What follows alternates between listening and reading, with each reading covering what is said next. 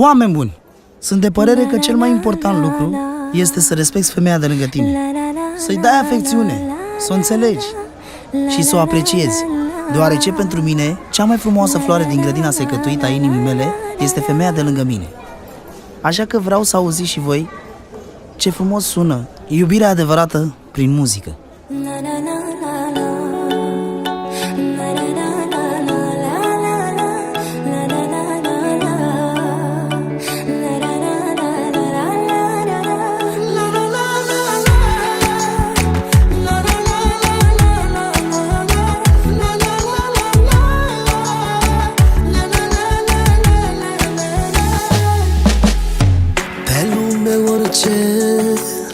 Jur că aș accepta, dar orice până la ea, până la dragostea mea.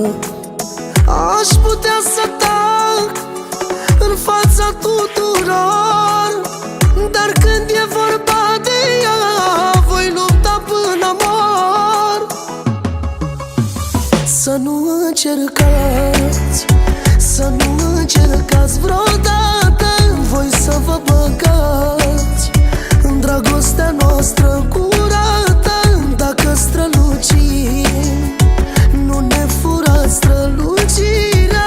Mai bine învățați de la noi ce e iubirea. Cum să dezlegați ce-a legat divinitatea. Ea e soarta mea, dragostea și jumătatea.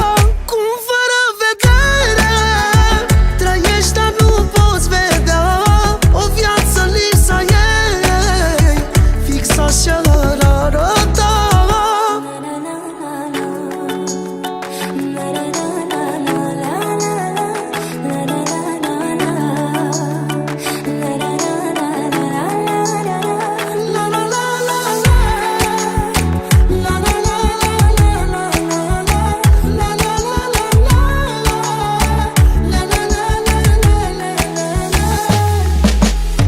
Noi suntem legați, legați la infinit. De-aia pentru ea, când nu mai pot un pic. Când o văd